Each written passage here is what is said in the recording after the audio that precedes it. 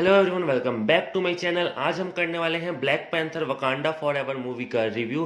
तो मूवी बहुत ही अच्छी होने वाली है और फिलहाल ब्लैक पैंथर के जो कैरेक्टर प्ले करते थे वो अब हमारे बीच नहीं है। तो डायरेक्टर ने बोला कि मूवी तो चेंज नहीं कर सकते, कहानी को थोड़ी मोल्ड करके बनाया गया है वकांडा फॉर एवर। तो बहुत ही अच्छी मूवी होने वाली है। तो बिना किसी देरी के मूवी को शुरू करते हैं। तो कहानी की स्टार्टिंग में बताया जाता है कि सूरी एक आर्टिफिशियल इंटेलिजेंस पे काम कर रही रहती है एक हब्स के ऊपर, जिससे वो टिचाला को ठीक कर सके। और उसकी हार्ट रेट थोड़ी सी इंक्रीज होने ही लगती है, तभी पता चलता है कि वो नहीं बच पाती। तो यहाँ पे बहुत इमोशनल था, फ्यूनरल दिखाया जाता है। तभी एक साल बाद दिखाया जाता है कि स्पेन की आर्मी जो है वो वकांडन शिप पे हमला कर देती है वाइब्रेनियम के लिए। वाइब्रेनियम दरअसल एक बहुत ही पावरफुल एलिमेंट रहता है, तभी बहुत सारे लोग उसके पीछे पड़े रहते हैं। और तभी हमको कहानी में एक ट्विस्ट पता चलता है कि वाइब्रेनियम सिर्फ वकांडियंस के पास नहीं है, वो टेलोगेंस के पास भी है। मतलब कि जब मीटियोर जब गिरा था तो वाइब्रेनियम का जो थोड़ा सा हिस्सा था वो टेलोगेंस ने भी रख लिया था और यहाँ पे वकांडियंस के पास भी है। तभी विली विलियम्स को बताया जाता है कि वो एक ऐसा डिटेक्टर तैयार कर रही है जिससे वाइब्रेनियम को ढूंढ सके और वाइब्रेनियम उनके हाथ लग सके। और यहाँ पे जो टेलोगन्स के ऊपर हमला होता है तो जो आर्मी से लड़ाई होती है तो टेलोगन्स की हीलिंग बहुत ही तेज होती है। उनके आर्मी को कोई फर्क नहीं पड़ता है स्पेन के आर्मी से, या उनके गन से कोई भी प्रभाव नहीं पड़ता है।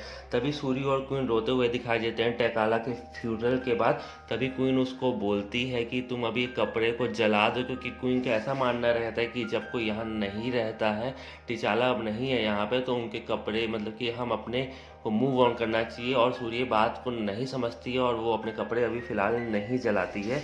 नेमार जो है टेलोगेंस का जो लीडर है वो आके बोलता है क्वींस को कि हम दोनों मिल के यहाँ के सब लोगों को ख़त्म कर देते, मतलब बेसिकली मैं और वकांडियंस ही बस यहाँ पे राज करेंगे, बाकी सब को हम ख़त्म कर देते हैं। साथ में वो ये भी बताता है कि अमेरिकन्स एक ऐसा डिवाइस बनाया है जिसकी वजह से वो वाइब्रेनियम को ढूंढ के हमारे तक आ सकते हैं। और वो उसका जिम्मेदार क्वीन को कहलाता है, क्योंकि अगर आपने वकांडा के बारे में बताया ही नहीं होता तो वकांडियंस कौन है, वकांडा क्या है, वो किसी को पता ही नहीं चलता। यहाँ की गवर्नमेंट भी हमको वाइब्रेनियम के लिए परेशान नहीं करती और हमारे शहर के ऊपर हमला नहीं करती। और वो अपने लोगों को लेकर, टाइगुन्स जो रहते हैं उनको लेकर चिंतित रहता है नेमार। और नेमार को फिर मारने के लिए सूरी और उसने एक सूट तैयार किया रहता है। फिर टेलोगेंस की और ये जो वकांडियंस की लड़ाई होना चालू हो जाता है। तभी हमको एक सीन दिखाया जाता है कि सूरी एक ब्रेसलेट पहनती है और उसने एक सूट पे बहुत साल से काम कर रही होती है, जिससे उसमें ब्लैक पैंथर की शक्तियाँ आ जाती है। और वो एक ऐसे सूट के ऊपर काम कर रही रहती है कि जिसको पहनने से बहुत सारी सुपर हीरो वाली पावर उसके पास मिल जाती है। तभी हमको एक मिडनाइट एंजल का ग्रुप दिखाया जाता है। मिडनाइट एंजल एक बहुत ही पावरफुल ग्रुप है मार्वल के कॉमिक्स के हिसाब से। फिर सूरी और जो मिडनाइट एंजल का जो ग्रुप रहता है वकांडियंस और मिडनाइट एंजल का, उन दोनों मिलकर टेलोगेंस के ऊपर हमला करना चालू कर देते हैं।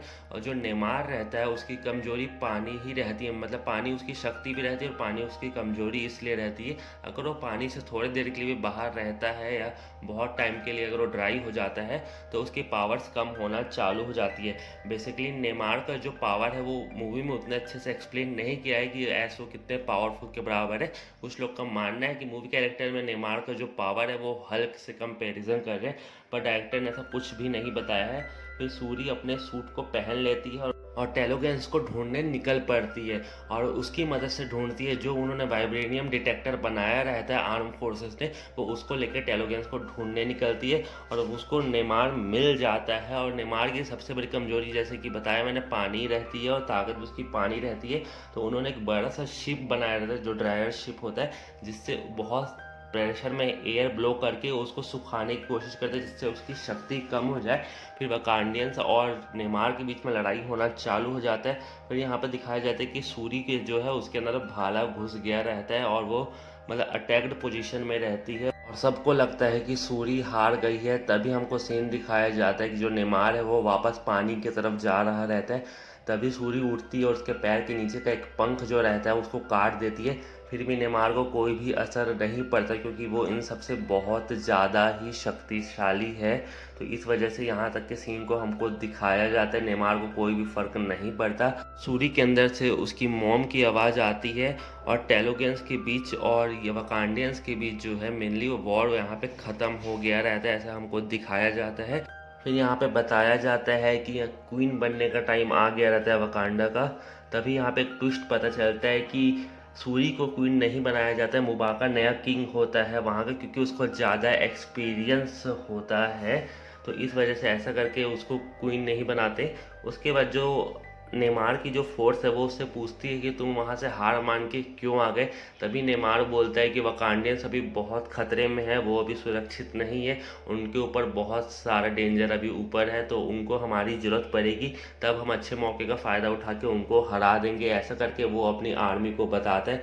उसके बाद मूवी का सीन यहाँ पे ख़त्म होने को आ ही जाता है। तभी लास्ट में दिखाया जाता है कि सूरी अपने ड्रेस को जला देती है और अपने वहाँ से मूव ऑन कर लेती है, जो कि वो स्टार्टिंग में नहीं कर पा रही थी। मूवी के लास्ट में हमको दिखाया जाता है कि सूरी अपने कॉलेज जाती है अपना सूट लेके, तभी उसको विली विलियम मना कर देती कि नहीं तुम यहाँ पे सूट नहीं ला सकती हो, और वो अपना खुद का सूट बनाने का तैयारी कर रही होती है। और इसी तरह मूवी यहाँ पे एंड हमको दिखाया जाता है। तो मूवी में बस इतना ही था कि वाइब्रेनियम नाम के मेटल के लिए बहुत लड़ाई होती है, और जो वकांडियंस है उनके पास ही सिर्फ वाइब्रेनियम मेटल नहीं रहता है, वो वहाँ पे नेमार की आर्मी के पास भी रहता है, क्योंकि मीटियोर जब गिरा रहता है तो वाइब्रेनियम वहाँ दो जगह पे डिवाइड हो जाता है, जिसमें नेमार की आर्मी को भी वाइब्रेनियम मिल जाता है।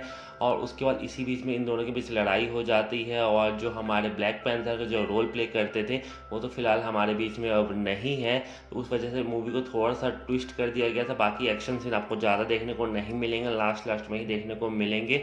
तो इस मूवी में इतना ही था बस। और तो होप करता हूँ आपको अच्छा लगा हो एक्सप्लेनेशन, तो वीडियो को लाइक कर देना, और चैनल पर नए हो तो चैनल को सब्सक्राइब कर देना। मिलते हैं आपको फिर किसी वीडियो के साथ। Thanks for watching.